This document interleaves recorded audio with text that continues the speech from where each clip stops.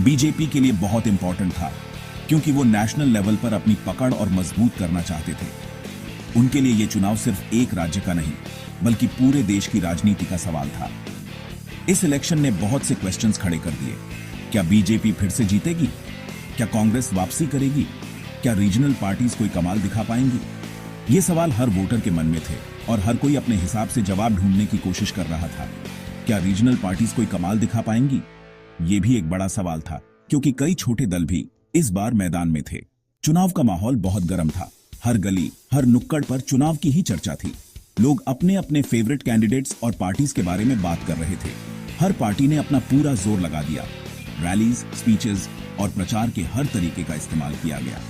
Voters को अपने पक्ष में करने के लिए बड़े बड़े प्रॉमिसेस किए गए। हर पार्टी ने अपने मैनिफेस्टो में बड़े बड़े वादे किए। विकास, नौकरियां और किसानों के इश्यूज सबसे इंपॉर्टेंट थे। हर पार्टी ने इन मुद्दों को अपने कैंपेन का सेंटर बनाया। रिजल्ट्स सरप्राइजिंग नहीं थे, लेकिन बहुत इंपॉर्टेंट जरूर थे। हर कोई जानना चाहता था कि इस बार का चुनावी नतीजा क्या होगा।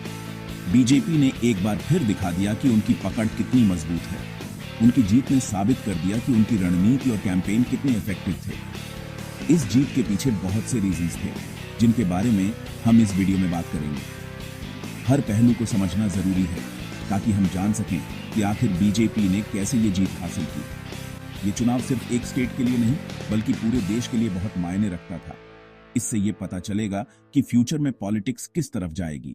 इस चुनाव ने ये भी दिखा दिया कि भारतीय लोकतंत्र कितना मजबूत है और कैसे हर चुनाव में जनता की आवाज सबसे ऊपर होती है।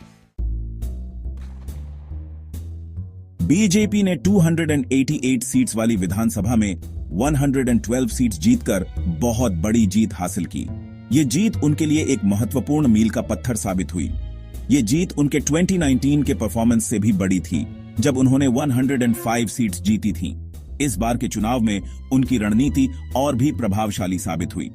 इस जीत ने साफ कर दिया कि बीजेपी महाराष्ट्र की पॉलिटिक्स में एक बड़ी ताकत बन गई है। उनकी लोकप्रियता और संगठन की मजबूती ने उन्हें इस मुकाम तक पहुंचाया। इस जीत के पीछे बहुत से फैक्टर्स थे। इनमें से कुछ प्रमुख कारणों पर नजर डालते हैं। प्राइम मिनिस्टर नरेंद्र मोदी की पॉपुलैरिटी, बीजेपी का मजबूत ऑर्गेनाइजेशन और उनका स्ट्रेटेजिक अलायंस, इन सब ने बहुत बड़ा रोल प्ले किया। मोदी की करिश्माई नेतृत्व ने जनता को आकर्षित किया। इसके अलावा बीजेपी के वॉलंटियर्स की मेहनत और उनकी ग्राउंड लेवल पर पकड़ ने भी महत्वपूर्ण भूमिका निभाई। बीजेपी ने सिटीज और विलेजेस दोनों जगह अच्छा परफॉर्म किया। उनकी कैंपेन ने हर वर्ग के लोगों को प्रभावित किया। इसका कारण था उनकी लोगों से जुड़ने की क्षमता और जमीनी स्तर पर उनका मजबूत ऑर्गेनाइजेशन। उन्होंने डोर टू डोर कैंपेनिंग के माध्यम से लोगों से सीधा संवाद स्थापित किया। यह जीत बीजेपी के लिए बहुत बड़ा मॉरल बूस्टर थी। इसने उनके कार्यकर्ताओं और नेताओं में नई ऊर्जा भर दी। इससे उन्हें फ्यूचर के इलेक्शंस के लिए एक मजबूत बेस मिल गया। अब बीजेपी और भी आत्मविश्वास के साथ आगामी चुनावों की तैयारी कर रही है। प्राइम मिनिस्टर नरेंद्र मोदी की पॉपुलैरिटी को इस जीत का सबसे बड़ा कारण माना जा रहा है। मोदी की इमेज एक स्ट्रॉन्ग और डिसाइसिव लीडर की है, जो करप्शन के खिलाफ लड़ते हैं। मोदी ने इलेक्शन कैंपेन के दौरान बहुत सी रैलीज की और लोगों से सीधे कनेक्ट किया। उन्होंने डेवलपमेंट, नेशनल सिक्योरिटी और हिंदुत्व जैसे इश्यूज पर जोर दिया। उनकी बातों का असर वोटर्स पर साफ दिखाई दिया। बहुत से लोगों ने माना कि मोदी ही देश को आगे ले जा सकते हैं। मोदी वेव ने बीजेपी को न सिर्फ महाराष्ट्र में, बल्कि पूरे देश में मजबूत किया है।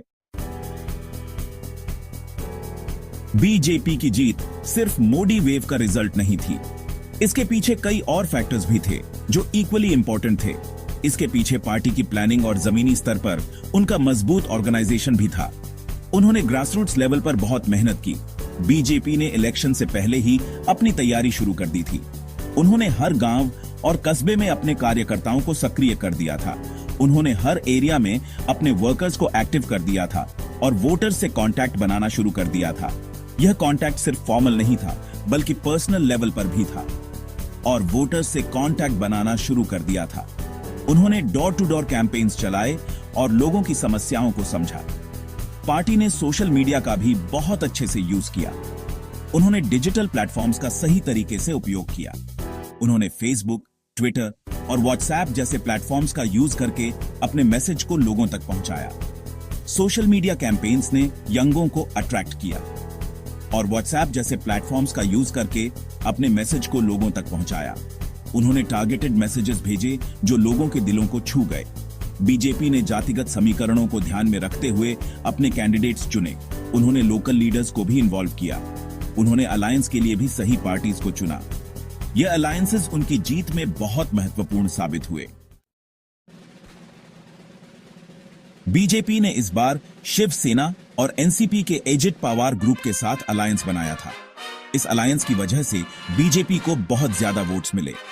शिवसेना के साथ आने से बीजेपी को मराठी वोट्स मिले, जबकि एनसीपी के अजित पवार ग्रुप ने वेस्टर्न महाराष्ट्र में अपनी पकड़ मजबूत की। यह अलायंस बीजेपी के लिए बहुत फायदेमंद साबित हुआ। इससे उन्हें वोट्स के बंटवारे को रोकने और ऑपोजिशन पार्टीज को एकजुट होने से रोकने में मदद मिली। कांग्रेस इस इलेक्शन में सबसे ज्यादा हारने वाली पार्टी रही। उन्होंने सिर्फ 44 सीट्स जीती, जो कि 2019 के मुकाबले बहुत कम है। कांग्रेस की यह हार उनके नेशनल लेवल पर चल रहे संकट को दिखाती है। कांग्रेस लीडरशिप क्राइसिस से जूझ रही है। पार्टी के पास मोदी को चैलेंज करने वाला कोई मजबूत चेहरा नहीं है।